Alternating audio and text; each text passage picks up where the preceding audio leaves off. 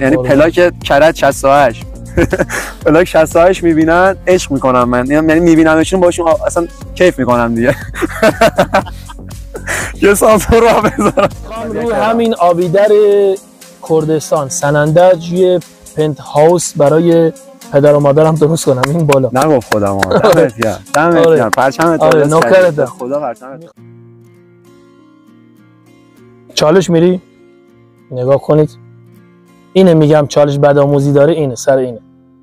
این الان الیاس تا حالا از این ارتفاع نرفته پایین. حالا بیا بریم. اگه قرار باشه یه قولی به ما بدی میدی یا نه؟ چه قولی؟ جمله بندی رو دیدی؟ یه قولی به من بده دیگه. من چه قولی به تو بدم من؟ اما من یه چیزی الان مطرح میکنم و قولشو بدی انجام بدی. آقا به خاطر این همه زحمتی که الیاس کشیده، این همه راه اومده اینجا، بفرما.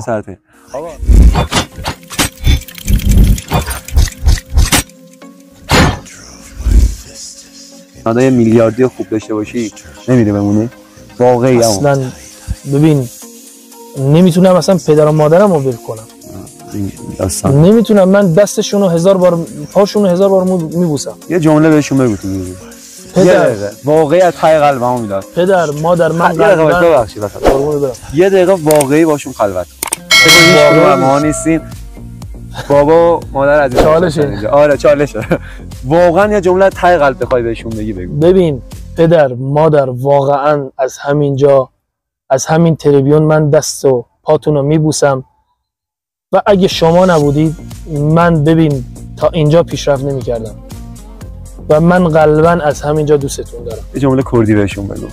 zaten لگیانم خوشتانم گرگه قلبا zaten هر بیجی. یه خیلی اما میلاد یه تابلو داشته باشید تمام انسان‌های کره زمین قرار جمله میلاد جوانمردی رو بشنون. یعنی شما عنوان میلاد جوانمردی میتونی یه پیام به همه دنیا انتقال بدی. فکر میکنی که اگه حتی اون جمله رو خودت میشنیدی خیلی به کارت میومد قبل که بفهمیش اون جمله چی بود، اون تابلو چی مینوشتی؟ ببین اینو از همین تریبیون میگم به همین بچه‌ها میگم، مخصوصا جوانان. ببین رو تابلو می نوشتم که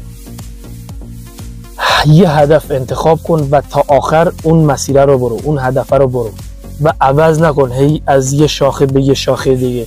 یه هدف داری تا آخر برو، قطعاً بهت این قولو میدم بهش میرسی.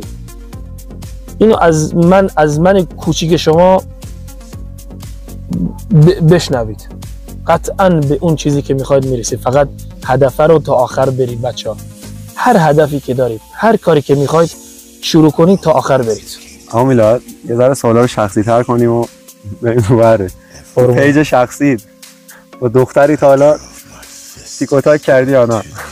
سلام بده اصلا چیش میاد رو استوریت ریپلای بزنه بعد ببین که بوده که مثلا طرف خیلی پیام داده و من گفتم ببینم مثلا خودت پیگیر باشی و خودش بیاد خودت پیگیر باشی.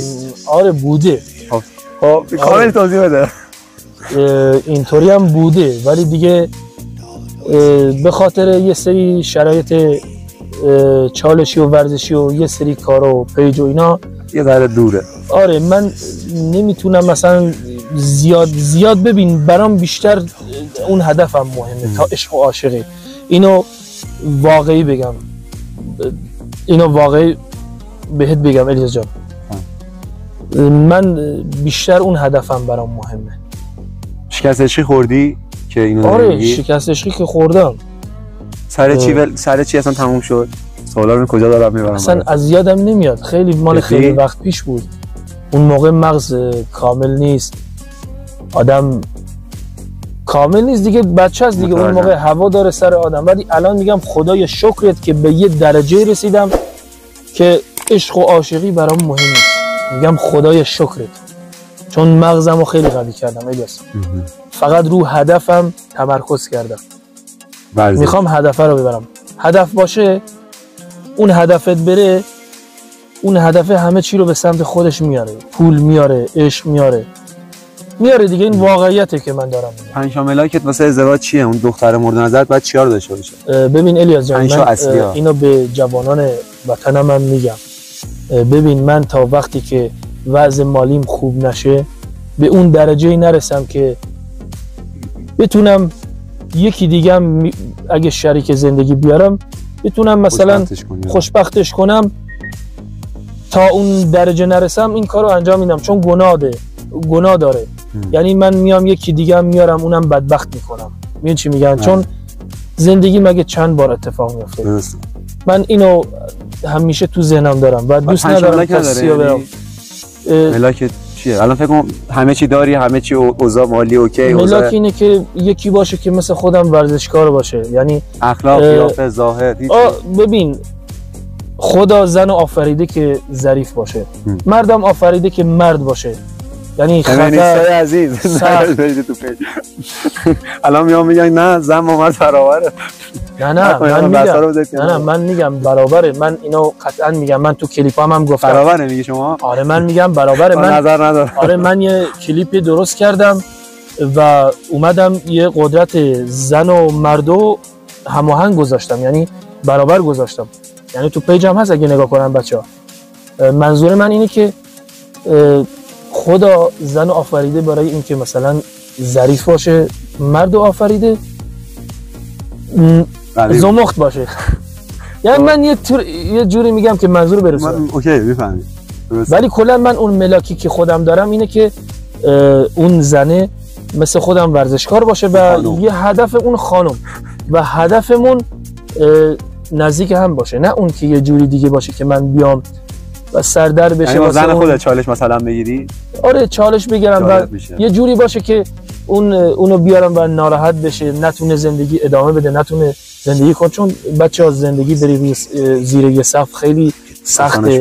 ببین یه چالش خیلی سخته، خود یه چالش کلا بزرگه. کل زندگی عمومیت چالشه بچه‌ها. آره دیگه اون باید تو بدونی که چی رو داره انتخاب میکنه. پدر خوبی میشی برای بچه‌ها؟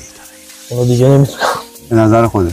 نمیدونم دیگه، اونو تا حالا تجربهشو نداشتم. ولی آره درست. مثلا پدر خودت بالاخره رفتاری باهات داشته و شما بزرگ شدی، مثلا فیلتر گذاشتی که آقا من برای بچه‌م این کارا رو میکنم، این کارا رو نمیکنم. ببین خب الیاس، ما تو بچگیمون اون دهه ما مثلا زیاد بچه‌ها رو میزدن. آره زیاد ما رو میزدن بابا. یعنی من میگم دست پدرم در نکنه که منو میزد. خب به خاطر چی؟ به خاطر اینکه من قوی شدم چالش بزنم. یعنی یه واسه گره نکردنش کودک. آره این چالش‌ها میزنم که میرم وسط ماشین، این به خاطر ضربه هایی که پدرم به من زده. یعنی اما دستتو میبوسم. آره به خاطر اینایی که این منو زده از بچگی، من سر یه چیزای خیلی کوچیک. ولی این دهه اینطوری نیست، خدا وکیلی. برو تو اتاقت برام. آره فکر نکنم اینطوری باشه، اصلا کلا همه چی عوض شده دیگه. بچه‌ت اگه به ورزش علاقه‌ای نداشته باشه، سیگاری و مشروب خور باشه، راه پدر کارو سخت میکنه دیگه. راه پدر رو پیش میگیری. راه پدر رو پیش میگیری یا ولش؟ خیلی به هم دیگه نزدیکی ما. داری کارو سخت میکنه. یه چالش میزنیم ما. نه چالش ندارم. قربونت برم عزیزم. خب ببین بچه‌ها، من خودم هم بچه پدرم بودم دیگه. بچه‌ها هم حق انتخاب دارن. از این مقطع از 18 سالگی به نظر من به بعد باید دیگه اون بچه خودش انتخاب کنه که چه مسیری رو انجام میده و من میام چیکار میکنم؟ من میام اون مسیرها رو نشونش میدم، میگم چیزی که خود تجربه کردی. آره میگم اینه اونه، تو تجربه من اینطوری بوده و اونم خب اینا رو میبینه دیگه. مثلا من موفق شدم تو زندگیمون، اینو میبینه الیاس، میاد به سمت مثبت دیگه. اگه رفتم به سمت منفی باهاش حرف میزنم، اگه نبودم دیگه اون انتخاب خودشه دیگه، من نمیتونم کاری کنم. اگه من جلوگیری از اون کنم، اون میره از یه جای دیگه میره یه کار بدتر انجام میده. میدونی چی میگم؟ من ذهنیتم اینه. تو 24 ساعت آخر زندگی اگه باشی همون میلاد دور از جونه. ببین دور از جونه تمام میلاد. 24 ساعت آخر زندگی باشی دور از جونه. ان شاء الله 1000 سال عمر کنی. 24 ساعت تو چیکار میکنی؟ آهنگ گوش میدی؟ نگاه کنید بچه‌ها، این یعنی من رفتم وسط ماشین، آسیب ندیدم، یعنی دیدم ولی هیچ چیزی نشد. الیاس میخواد تو این برنامه منو بکشتن. دور از جونه. خدا 1000 سال عمر کنه. عمر منم برای شما. نه بابا نوکر ده. 24 ساعت می‌خوایم همون جوونی کنیم تو همون جوونی بمیریم، یعنی به نه بابا نه ببین به سن بزرگسالی خیلی آقا نکن فردا یکی از راه در می‌کنی. نه میگم پیرمرد بشیم دیگه دوست ندارم. آره دوست ندارم پیرمرد بشم بابا. نه پیرمرد میخواد بشه. آره جوونا رو ببینم دارن زور میزنن، من دوست دارم تا وقتی که زنده ام زور بزنم. سالگی بعدن میزون میمونه. آره دیگه راهی که شما پیش گرفتی سن اصلا یه راه دیگه ملاک نیست به نظر من. 24 ساعت چیکار می‌کنی؟ آهنگ گوش میدی میرقصی. اون 24 ساعت چالش میزنه واقعا، ولی چالش‌های خطرناک خیلی دیگه خیلی دیگه، یعنی خطرناک، یعنی در حدی باشه که رولت روسی بازیکنه. آره آفرین، در اون حدی کاری باشه مثلا من آخر سر بمیرم سر اون چالش. خدا نگه دور از دیگه همین دیگه. من تو چی خیلی نمیدونم اون فیلم رو دیدین که برکین بد چیه اسمش؟ آره چیو میگی؟ گفتن سرطان گرفته. نه مانی هیتس بود. نه اون اسم دیگه‌اش بود فکر کنم. مانی هیتس اصلا اشتباه تلفظش می‌کنه. آره بعد ببین چی کرد، تمام آمریکا رو کلا زیر رو کرد. چی؟ والتر وایت همین.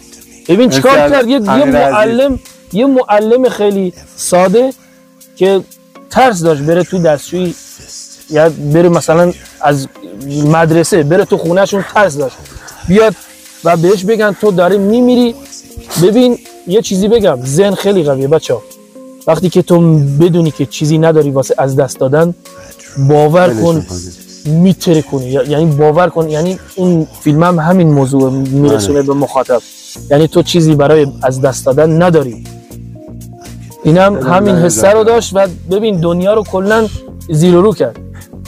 منم همون حسه رو میگیرم اون 24 ساعت آخر. اما میلاد تو چی خیلی مدعی؟ یعنی اینجا گردنت هم داره میگه حرف منم. پس چیزی مدعی باشه توش؟ من هیچ وقت تو زندگی مدعی نمیشم، عمل انجام میدم. یعنی خوبه هم اولادم بگم ببین یعنی کارو ببخشید، یعنی کارو انجام میدم، حرف نمیزنم. یکی از خوبه هم اولاد اینه. قربونت. خیلی با ظرافت منظورش هم بهت میرسونه، جمع میکنه میره. آقا این وسط پیج امیرم داشته باشید، خیلی رفیق این کار است، همون دمش خدای بچه‌ها دمش گرم. نکن داره میخندهش میکنه، شما نمیبینیدش. ببین 3 ساعت این پسر داره پشت دومی اینطوری واسطه، یعنی اینطوری، یعنی تکون نمیخوره. من اینو میبینم میگم چالشه. آقا آیدی پیج امیر رو چالشه.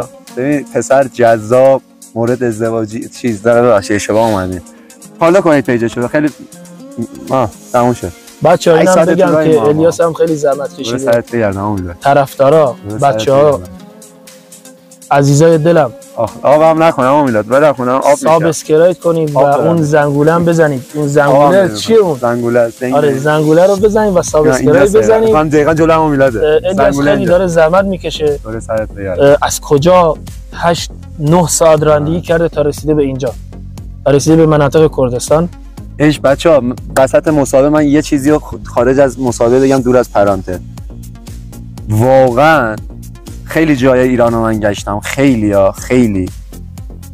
دارم میگم، خیلی کردا تو یه لول دیگه خواستم. نظر لطف شماست الیاس جان. کرد نیستم ولی تو یه لول دیگه ای خواستم. نظر لطف. یعنی مهمون نوازیشون سیستم، یعنی پلاک کرج 68 پلاک 68 میبینن عشق میکنم من، یعنی میبینمشون باشون اصلا کیف میکنم دیگه. یه سانسور رو بذارم. بیادبی کردم اون بخشید. نه بابا این چرته. کیف میکنم میبینمشون، خلاصه دیگه هم مهمون نوازن. الیاس جان از بزرگی قربونت برم، از بزرگی خودت. شهر به شدت جذابیه. اصلا همه بچه‌ها من اول روزی که اومدن، یعنی دیشب نخوابیدن و الان رفتیم رو ضبط. این بچه‌ها خستن واقعا و الان می‌خوایم بریم تموم کردستانات هم بگردیم، تموم شهر بلایی براتون آماده کنم عشق کنیم. آره دیگه برنامه داریم الیاس. بابا من خسته نمیشم. ما باشه به کرج داد. خسته کجاست؟ خسته واسه موتوره. از همونجا مستقیم. نه موتور خسته نمیشه. اون ترک برای موتوره. ترک آره اون یه چیزی دیگه است. اما این به خاطر انرژی من اینطوری قاطی کرده بچه‌ها. آره اوکی. انرژی بالا. به خدا من بچه‌های همینجا با میمونم. اما میلاد یه سوال. حالا برو چالش برو. کم سوال از من بپرس. بیاد یه 10 تا 20 تا شنا بزن. بیا همین الان. نه بابا شوخی کردم. بیا حرفمون رو بزنیم بابا دیگه. بس چالش. خارج از موزه مصاحبه بچه‌ها، نه که گفتم واقعا بمونه کنار. بریم سراغ سوالای یه ذره مونده دوباره سوال بپرسی. سوال دارم ای بابا نگاه کن بچه چقدر اذیت من میکنه. سالی چند بار من میخوام ببینم تمام میلا بذار حداقل بابا من میام اونجا بیا اینجا بیا دیگه آب کرج کاملا دعوت کنید منش مهراد ما نوکرتم قربون گیرم ما دیگه با این لباس بیاد اونجا خدا امید بچهای کرج میدونن چه خبره فدات بشم. اما میلاد سوال یادم رفتم چی می‌خواستم شما هدفی که براش داری میدویی به جز موضوع پیج مالی یا ماشین خونه فلان چیزی تو ذهنت داری؟ مثلا خود من یه دونه 740 2021 میبینم BMW. من ببین من بهترین چیزا رو میبینم و از بچگی هم همینطوری بودم و قطعا بهش میرسم میدونم خدا بهم میده. ماشین مورد علاقت چیه؟ لند کروزر. سلطان جاده. نه سلطان نه حضرت اون سلطان واسه زانتیا ایناست. شوتیا چی میگفتن؟ یه رفیقم داریم کارهای زانتیا اینا رو انجام میده خیلی کارش درسته. اونم آره نه تبلیغ نمی‌کنه. شوتیا آره داش رضام خیلی کارش درسته. اینا زانتیا رو از اون یهو اومد تو. آره کلا کار زانتیا رو ایرانو اون انجام میده. یه تهش یاد حالا ما تبلیغ نمی‌کنیم تبلیغاتی نمی‌کنیم. خب کلا خونه چی؟ خونه دوست داری همین کردستان باشه میخوام روی همین آبیدر کردستان سنندج یه پنت هاوس برای پدر و مادرم درست کنم این بالا. نگفت خودم دمت گرم پرچمت بالاست. خدا پرچمت میخوام ببین بهترین شرایط رو براشون پرچمت بد بالاست اصلا کیف کردم همون اصلا به جون مادرم میخوام بهترین چیزا رو براشون داشته باشم. خدا نگهش داره برات. خدا اصلا کیف میکنم. ببینید بچه‌ها هیچی بالاتر از پدر و مادر نیست. یعنی برای خودشون خدایی هستن. یعنی پدر و مادر یه چی بگم یه کوهن پشت تو. یعنی من خدایی موی بدنم سیخ میشه اسمشونو میبرم چون هیچی مثل پدر و مادر نیست الیاس. یعنی وقتی که سنت میره بالا میفهمی که چی بودن. وقتی بچه‌ای هی ناراحتی هی میگی خدا چرا اینا هستن خیلی میرن رو مغز میرن رو اعصاب. میدونی چی میگم؟ پیر شدنشو کردی. بزرگم بشی همینم میرن رو اعصاب ولی واقعا هیچ کی مثل پدر و مادر نیست. یعنی ببین 1000 بار بهشون بدی کن 1000 بار ناراحتشون کن یهو زنگ میزنه مادر شام چی میخوای درست کنم؟ ای بابا نگو اینو ببین به جون مادرم یعنی من اصلا توصیف نمیشه برام. یعنی ناراحت میشم چون اونا هی من سنم میره بالا سن اونا میره بالا و اینطوریه و بچه‌ها نعمت یعنی ناموسن از بچگی ببخشید من از لفظای میخوام راحت حرف بزنیم با هم دیگه بچه‌هاش همینطوری میخوام حرف بزنم که تو واقعیت حرف میزنم. ناموسن ببین پدر و مادرتون رو یعنی بپرستین. یعنی میدونی چی میگم از همونی که بچه این قدرشونه بدونید. قشنگ معلومه سر سفره خانواده بزرگ شده. نوکرتم قدرشونو بدونید. بچه‌ها این دیگه من حرف نمیزنم. یه سوال اومد تو ذهنم از این. اما انقدر آدم صاف و صادقی هستی خیانت شده بهت؟ نه حالا اینکه دختر 1000 بار. یک کدومی که قلب تو واقعا تیر انداخته رو؟ این 1000 بار الیاس اینطوری شدم که قوی شدم تجربه کسب کردم. کدومش قلب تو به تیر انداخت؟ اما جعفر میگم الیاس راست اینجا کات اتفاق افتاد من یه سوتی دادم. یعنی ببین من میخوام الیاسو بزنم بعد از این فیلم میخوام الیاسو کلم بزنم یا چالش هم بزنم واقعا جدی کدومش قلبت واقعا به تیر انداخت؟ یعنی حالت خراب شد؟ اون تو دوران بچگی بوده تو مقطع بچگی بوده مدرسه بوده و دیگه الان گذشته. الان یادم نمیاد خیلی دارم فشار میارم به مغزم یادم نمیاد انقدر. آره ولی من برگردی؟ آره من کلا نه من کلا الان بیشتر رو هدف خودم دارم کار میکنم. کرده پس که اینجوری دلت بره دیگه اون موقع دیگه بوده خیانت بوده دیگه. اون به خودش خیانت کرده به خودش تفریح کرده دیگه. والا کیف ما دوستان مصاحبه تموم شه خدا سرش. آقا من دو سه پارته میخوام خدا سرش کیف میکنم. اما میلاد اگه قرار باشه یه قولی به ما بدی میدی یا نه؟ چه قولی؟ جمله بندی رو دیدی؟ یه قولی به من بده دیگه. من چه قولی به تو بدم من؟ اما من یه چیزی الان مطرح میکنم و قولشو بدی انجام بدی. آقا به خاطر این همه زحمتی که الیاس کشیده این همه راه اومده اینجا بفرما. آقا این پیج اینستاگرامتون خب 500,000 تایی شد یه چالشه خیلی نزدیک شده. آره نزدیک. بچه‌ها فالو کنید ناموسن. ببین با جونم دارم بازی میکنم، فالو کنید بابا. اما 500 یا چالش بجام بذار که فالو الان بابا همه میشناسن بابا، اصلا چیز عجیب غریب. عشق منن مردم. 500,000 تا شد یه چالش، 1 میلیونی شد یه چالش. حالا چالشا چیه؟ اما 500,000 تا شد پا میشیم تشریف میاری کرج، من میام اینجا سننده. خب پا میشیم میریم نزدیک به 50 تا 100 تا 150 تا، حالا هر تعدادی که زورمون رسید، فشار نیاره. حالا نمیدونم، حالا ماشین من افتاده به خرج، منوز که بخوام بریم همین دیگه. آره دیگه واقعا میخوام اون ویدیو رو قطع کنیم با میلاد یه ذره صحبت کنیم. ببین الیاس جان به نکته خیلی خوبی اشاره کردی، این کارو بکنه واقعا. 500,000 تا یکی 1 میلیون یکی ها. ببین چالشام یعنی یه چالشام اینطوری ببندم، پرت کنم، بیام اینور کمک کنم. دمت گرم. یعنی به جون مادرم قلبا میگم. خب دمت واقعا گرم. خیلی خیلی دوست دارم و کمکم میکنم و هیچ وقتم جلوی دوربین نیومدم. دمت گرم. یعنی این کارا رو من انجام دادم و نمیام بگم دیگه، انجام دادم و خیلی هم دوست دارم. نه یکی میخوایم ریا کنم رو پیجم بذارم. آقا ریا کن که بقیه هم بدونم، ببینم، بقیه هم ریا کنن انجام بدن که بشه یه با همون بچه‌م همون یه چالش باشون بریم. میریم من شما بریا، من که من نوکریشونو میکنم داداش. یه چالش باشون بری کیف کنن ها، یه غذا هم باشون بزنید. 500,000 تا شدی یه کاری کنیم. بزنیم. چیکار کنیم؟ 500,000 تا شدیم، 4 تا بچه کار. خودم من برنامه دارم. 4 تا بچه کارو برداری. ببریمشون یه رستوران عجیب غریب خوب شیک. هر چی دوست داشتم بخورم به حساب ما. بعد منم یه چالش جهانی اونجا میزنم. فقط به افتخار همون بچه‌های کار. تموم شده رفت. این واسه 500,000 تا یه میلیونی غذا. حرف نمیزنم، عمل میکنم. تموم شده رفت. من قلبا دوست دارم. میخوام یه چیزای زیاد تو برنامه‌مه. وقتی که بیشتر بشه فالوورام، چیزای بیشتر تو برنامه‌مه. بچا برسونید دیگه، برسونید واقعا. تو محیط زیست باشه، تو کمک به مردم باشه، کمک به طبیعت باشه، من اینا رو انجام میدم حتما. خیلی چیز عجیب غریبی تو برنامه خیلی من نمیتونم بگم. آره حالا من خواستم بگم. دمت گرم. اما میلاد آخرین جملت 3 دقیقه با دوربین میخوای صحبت کنی، هر چی تو دلت هست. 3 دقیقه؟ تو 3 دقیقه یه ذره با خودت صحبت کن. نمیدونم حالا میخوای حرفامونو زدیم دیگه. حالا نه یه فرقی داره آخه. من الان میخوام برم اون، من پاشم اینور. خب حالا داره منو عصبی میکنه. من دارم میرم به خدا. من پشت میپرم پایین. یه جوری بگیرم من پریده شدن. چالش میری. آره. پریدنم افتاده شه. افتادش چی دارم یا امیلا؟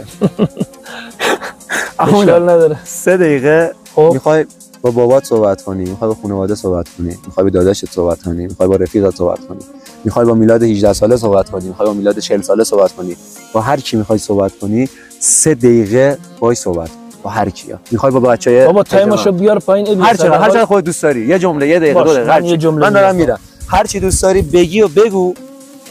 بچه‌ها خدافظ دیگه.